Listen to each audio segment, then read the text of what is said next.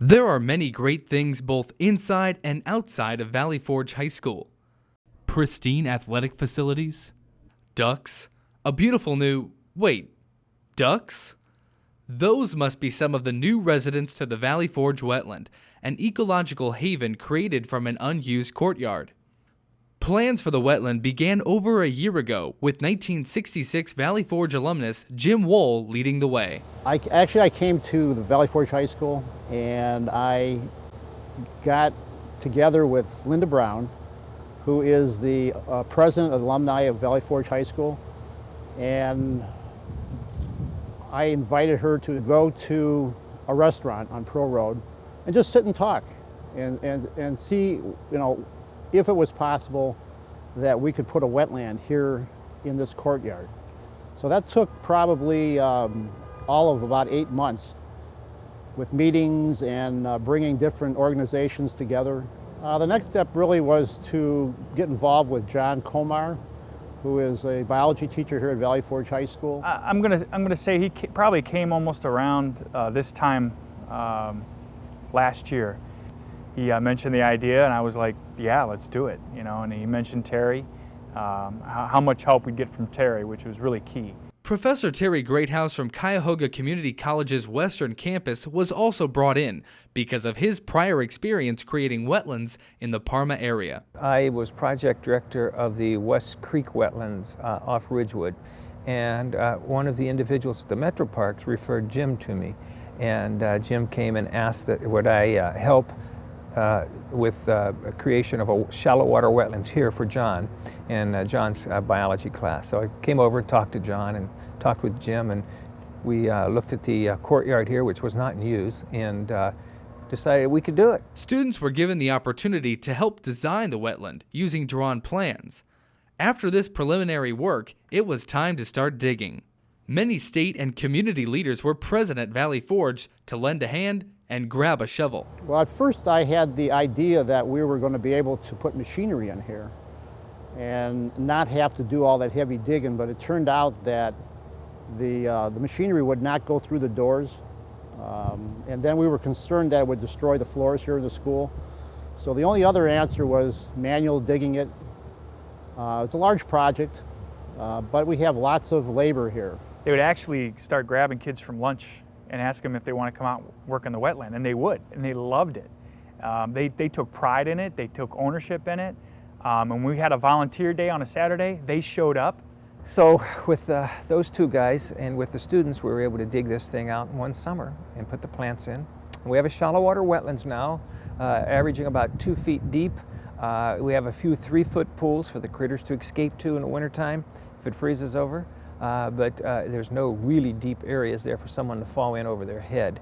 And mostly it's 2 feet is about it. The Valley Forge wetland is an accurate representation of Ohio's natural ecology, which means the environment will take care of itself.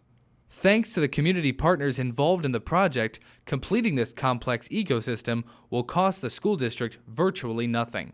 It really requires no maintenance. This wetland is and will be a native wetland. Right now it has all native water plants. All those water plants were donated by the Cleveland Metro Parks to Valley Forge High School through Terry Greathouse. He and I went out and thinned out his wetland to bring the plants here for Valley Forge. So we saved the school a huge amount of money.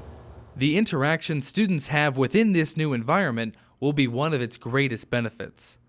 This outdoor classroom will give teachers like John Komar the ability to elaborate on lessons they have been teaching for years. It's a difference about talking about it and showing pictures on the overhead or pictures off a website, where now you can actually walk out here and show them.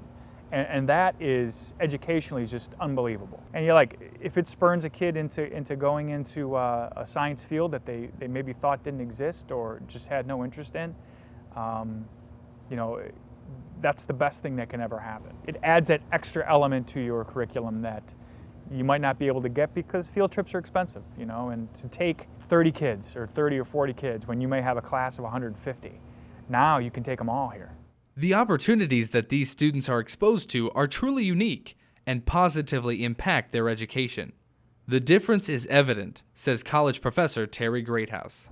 One thing I have found is it's one thing teaching from a book in science, and it's the next thing getting out and doing it, and that generates questions when you get out and they ask practical questions, and all of a sudden it's not something from a book that doesn't make a whole lot of sense. It's, hey, look, this is real. Lessons these students learn will include more than just pH levels and oxygen content. It will cover the broader issue of wetlands preservation, challenging students and the broader community to think about the ecosystem we live in. The wetlands around here used to help alleviate the flooding. And on the news nowadays, that's all you see is rivers overflowing, and we have so much concrete, everything goes into the sewers, there's nothing holding the water. So kind of to add that little element to it was something we also wanted to do. As our community continues to confront these and other problems associated with living cooperatively with nature, it's important to examine the role wetlands can play in stormwater management. What would be really beneficial to the environment in Parma, being a highly urbanized area, is if most of the major buildings, businesses and schools or whatever, would create little wetlands and trap the rainwater off the roof in those little wetlands, let it seep into the ground gradually, let it seep out of the wetlands gradually, and not rush off into the creeks like Big Creek and West Creek and just ruin everything all the way down the creek because it's a big flash flood. A project like this wouldn't be possible without the support of school administrators, community leaders, and a whole list of citizens working together to achieve a goal. As far as bringing every component from a city that you can, this did that. I mean, we had students, teachers, administrators. The students from Tri-C came over here and did a lot of work through Terry. The city of Parma Heights, they volunteered, and Pat Teresi was involved in that, and Mayor Zanotti. They took away 34 truckloads of dirt here for free, which I couldn't even put a price tag on probably what that is. Its cost is, without that, I don't know what we would have done.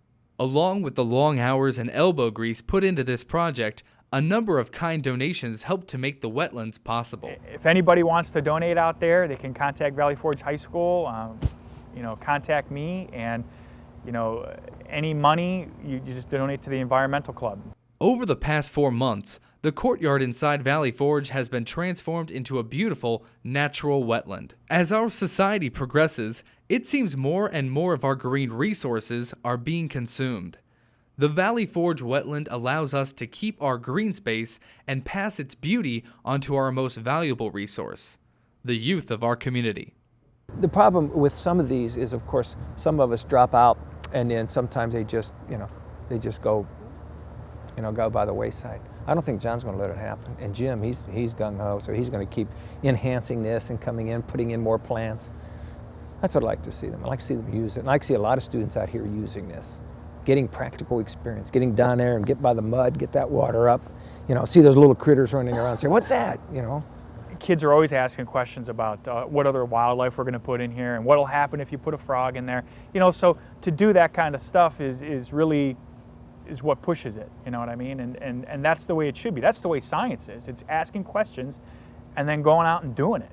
It just seemed like the right thing to do. I mean, it's all about the kids, for me. To donate to the Valley Forge Wetlands Project, please contact John Komar at Valley Forge High School by calling 440-885-2366.